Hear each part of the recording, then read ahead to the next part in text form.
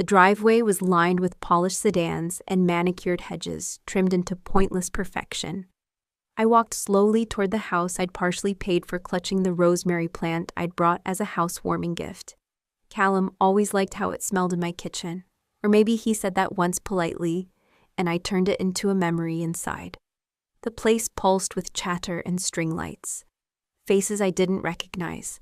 Glasses, clinking candles flickering on marble countertops. I spotted him near the back patio, laughing too hard, gesturing towards someone across the kitchen island. I took a step closer, then I heard it. There's the useless mom. His voice, my son's, like he was commenting on the weather. I didn't breathe. My ears rang. I stood still, stupidly still, like stillness might erase what I'd just heard. Before I could make sense of it, Elisa turned from a cluster of guests and locked eyes with me, her lips curled into something that wasn't a smile. "Security," she said loud enough for nearby heads to turn. "Get her out of here." She didn't raise her voice. She didn't need to. It was surgical rehearsed. The guard hesitated. He knew me. I'd given his wife a reference for a teaching job, but protocol 1. "Ma'am, I'm going to have to ask." "It's fine," I said, my voice even. I placed the rosemary down on a side table and walked out, each step quieter than the last. No one stopped me, not even him. By the time the night air hit my face, I already knew what I had to do. The house was quiet when I got home. The kind of quiet that doesn't comfort but confronts. I sat on the edge of the armchair I always chose. The one with the worn armrest from years of leaning into other people's problems. My purse slid to the floor, and I let it stay there. I thought about the rosemary still sitting on their marble counter. Unwatered, unwanted. I'd picked it because Callum once told me back when he still shared things with me that the smell reminded him of childhood chicken soup. Nights late study hours home when he moved into his first apartment. I wrote the check for the deposit without hesitation. He said he'd pay me back. I didn't care if he did. I just wanted to ease the weight off his shoulders so he could stand taller later. When tuition deadlines crept in faster than he could keep up with, I wired the money quietly. I even covered Elisa's final semester so she wouldn't have to delay her graduation. They never asked, but they never stopped me either. And when his app flopped and investors started pulling out, I pulled in $50,000 tucked into his account through my line of credit. He called once, breathless with panic. I transferred the funds that night. By morning, his crisis had passed, and he never brought it up again. I never asked for recognition. I didn't want parades or plaques. I just wanted a place at the table, a chair that said, "You mattered in how this all came together." But tonight I saw what I really was in their eyes. Not a cornerstone, not even a footnote. I went to the filing cabinet and pulled out the folder labeled Halden. Personal. I opened the office door and turned the lock behind me. Not out of fear, out of finality. No one had ever asked what I kept in these cabinets. They assumed it was recipes, tax files, maybe retirement paperwork. But it held the true record of what I gave. The folder was there. Middle drawer center tab, Halden Personal. Inside, photocopies of every check I'd written for Callum since he was 19.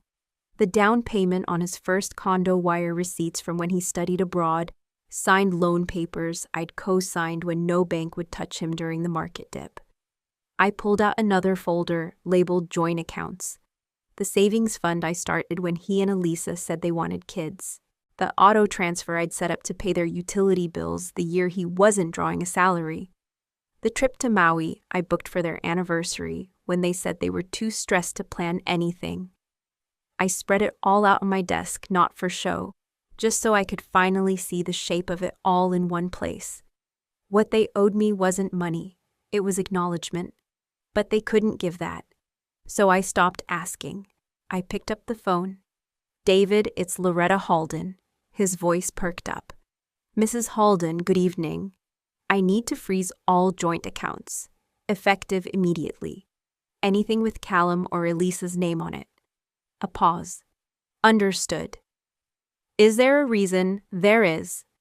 Also, I want to begin the process of liquidating the Halden Trust.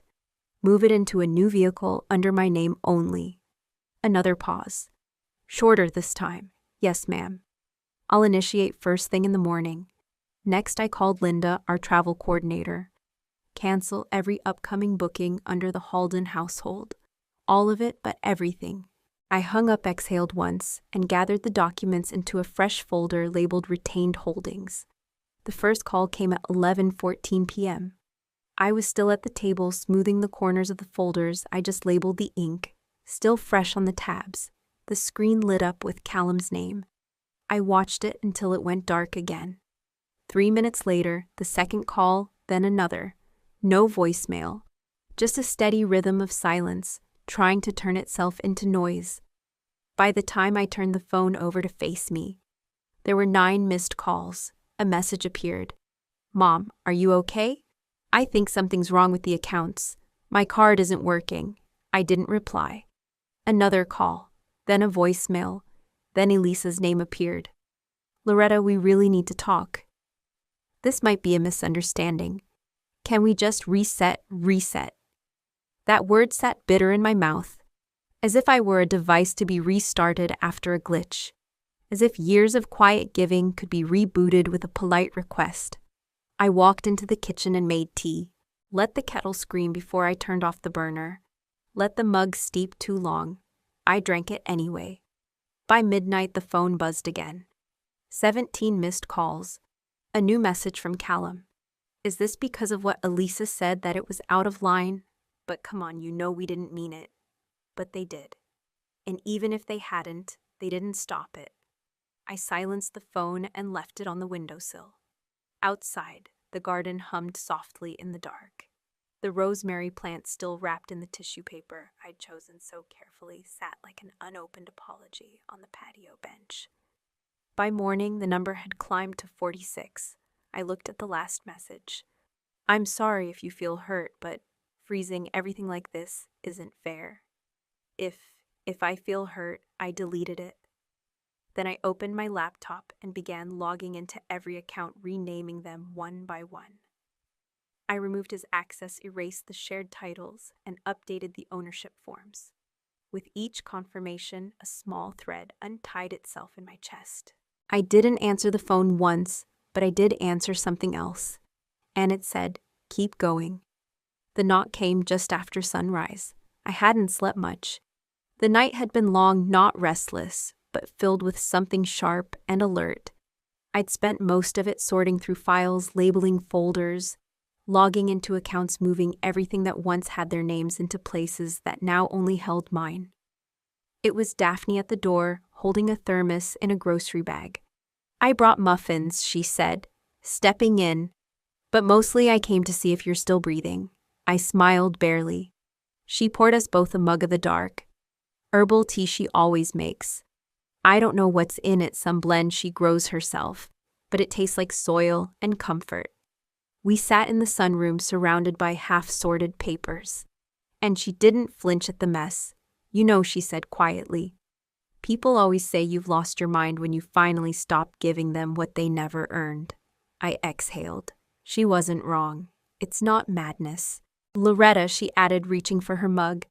It's memory catching up with truth. We laughed softly.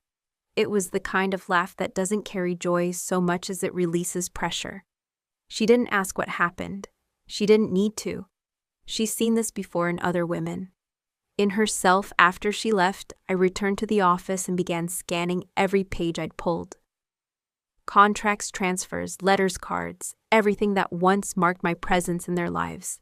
Each click of the scanner felt like another step away from erasure, like evidence that I had existed not just as a helper or enabler, but as a builder. Then I called my attorney's office and scheduled a meeting to restructure my estate. I also called my bank and requested new account titles. I renamed the trust. It no longer bore the Halden name. I called it the Wren Foundation after Daphne because if someone was going to be honored in what I leave behind, it would be the woman who showed up without needing to be asked. Out in the garden, the rosemary I'd brought home from the party sat quietly on the bench. Its soil was still damp, I lifted it gently and brought it inside, placing it on the kitchen windowsill. From now on, whatever I grow plants, Legacy's peace will root in soil I chose. I took the rosemary down from the window, needing the space for something else. I didn't know what yet, just that it needed clearing. While washing the pot in the sink, I found my mind drifting. Not by force, but by muscle memory to a different version of him. Callum at 7 curled in my lap during a thunderstorm, whispering, "It's too loud in the sky." I used to hum to cover the thunder. My cheek pressed to the top of his head until he stopped shaking. Callum at 10 trailing behind me in the grocery store, holding the shopping list with a sense of mission, double-checking prices like I'd taught him. Callum at 15, too cool to say I love you, but still setting the table when he saw I was tired. The boy who once spent a whole afternoon gluing leaves onto construction paper because he'd forgotten it was Mother's Day and wanted it to feel special anyway. He'd been tender once, earnest, not perfect, but real. I didn't know when the shift happened. Maybe it was slow, like paint peeling off a wall you stop noticing. Maybe it was a lease. Or maybe he needed someone to push me further away so he wouldn't feel guilty when he did it himself.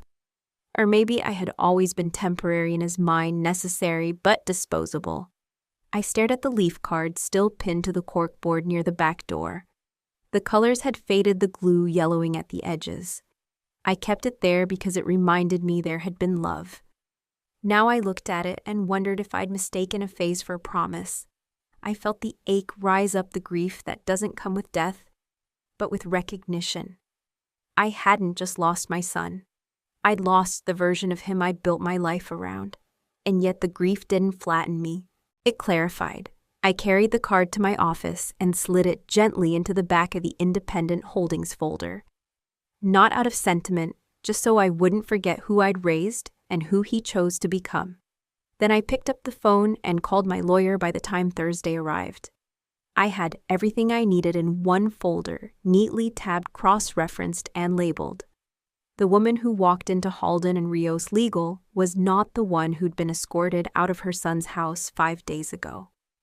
My attorney, Miranda Espinosa, didn't ask why I was there. She'd seen it before.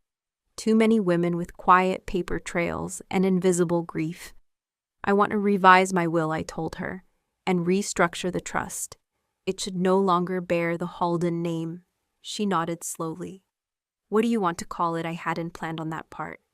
My mouth opened and closed once, then clear as water, the Wren Foundation.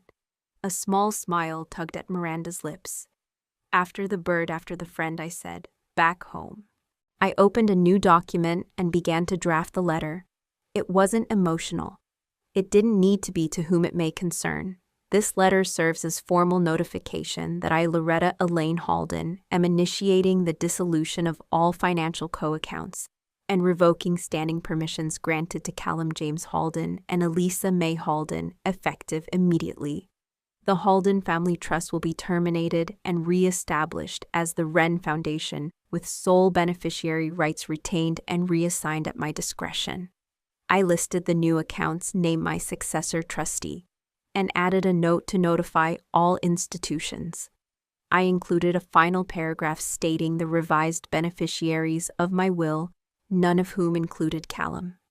I printed 3 copies, initialed each page, and slid them into stamped envelopes. As I sealed the last one, I felt the tension in my jaw loosen. The letter wasn't a threat. It was a boundary, a record that I had once believed in something and then chose not to believe in it anymore. I left the envelopes on the hall table and stepped outside into the evening air. A breeze moved through the rosemary on the sill, bending it slightly toward the sun. He didn't knock. He just opened the gate and stood at the back door like he still had permission.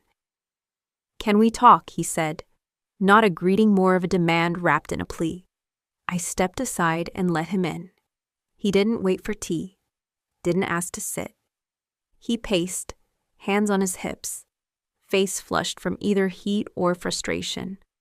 "Why would you do this?" he started. "How could you freeze the accounts? Pull the trust? Cancel the trip?" I sat at the kitchen table, my hands folded. Because I was never on the guest list. Callum. Just the invoice. His jaw tightened. This isn't you, Mom. This is dramatic. I walked to the office and returned with a single folder. I placed it on the table between us, the label written in my handwriting. Proof you forgot me. He didn't open it. I did. Tuition, I said, flipping to the first tab. Loan cosigns, business grants, tax payments, your down payment, Elisa's car title, utility bills for the first apartment, babysitting costs. I never claimed. He stared silent now. You called me useless, I said, voice calm. But you lived in a house I paid for, built a business I funded, and raised children I watched when no one else could. I didn't mean it like that, he said. Quieter. But you said it like that, I replied. The silence stretched. He reached for one of the papers, read it halfway, then let it fall. You can't just erase us, he said. I shook my head. I'm not erasing anyone. I'm just removing myself from where I was never seen. He left without slamming the door. The folder stayed on the table. Open. I didn't close it. Instead, I picked up the pen beside it and began listing everything that would now belong to the Wren Foundation. Miranda slid the new documents across the table. Her pen tapped lightly against the notary seal as she waited for me to read. Everything was exactly as I'd asked. The house would go to the women's shelter on Pineview Drive. I used to donate there once a year, dropping off coats and canned goods. Now they'd have a permanent residence, something sturdy to house people finding their footing again. The Wren Foundation, newly incorporated, would fund scholarships for adult women returning to school, especially single mothers with no family support. I'd already earmarked the first recipient, Jessa, a young woman I'd mentored through the literacy program years ago. She was working nights studying nursing by day, raising a boy who reminded me too much of a younger Callum. She always sent thank you notes. Handwritten, my savings accounts, life insurance, and retirement funds were divided between these two pillars. A home for the forgotten, a future for the willing. Callum's name was nowhere, not in a footnote, not in an asterisk. At the end of the document, Miranda had inserted a clause I hadn't asked for, but welcomed a personal letter enclosed with the estate papers to be delivered after my passing. Not vindictive, just clear. I signed each page slowly, pressing the pen to paper with steady hands. No hesitation, no rewrite. The ink dried without a smudge. When we finished, Miranda gathered the pages, clipped them into a leather binder, and locked them in her cabinet. It's done. She said it was outside her office. The street buzzed with its usual rhythm horns, conversations, crosswalks blinking. But inside me, everything had gone still in the best way. No guilt, no noise, just space. That night back home, I walked into the garden and stood beside the rosemary. It had started to bloom. Tiny violet flowers tucked between the green. I reached down, broke off a small stem, and pressed it between the pages of my personal journal. In the morning, I would call the foundation board to schedule our first planning session. The mornings are different now. No alarms, no lists, no quiet dread of what I'll be asked to give next. I paint in the kitchen where the light is best. Nothing professional, just slow strokes on small canvases. Herbs, rooftops, sometimes faces. I remember in flashes faces that were kind. The rosemary has tripled in size since I brought it back inside. I've added thyme and sage to the windowsill. I dry what I don't use and bring bundles to the shelter on Thursdays when I help serve lunch. Jessa comes by, sometimes smiling in her scrubs. Her boy trailing behind her, curious about everything. There's a rhythm now. A gentle loop of giving that never empties me. The Wren Foundation is growing faster than I expected. We funded 5 scholarships this spring. One recipient sent a photo of her graduation cap decorated with the words, "Because someone believed I printed it," and pinned it beside the old leaf card made years ago. Both came from children. Only one still feels real. This morning the phone buzzed. A message from a number I know by heart. "Mom, I miss you. No apology, no reflection. Just those 4 words sitting there like a stone. I stared at it for a long moment, then pressed delete. There are people who miss the version of me who never said no. I'm not her anymore. I put the phone down, tied back my hair, and stepped out into the garden. The late summer sun warmed my shoulders. The bees moved lazily between lavender stalks. For a moment, everything stood still, not from grief or anger, but from fullness. Inside, the kettle began to whistle.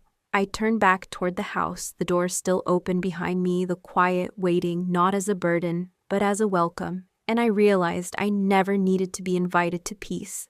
I just had to stop apologizing for choosing it.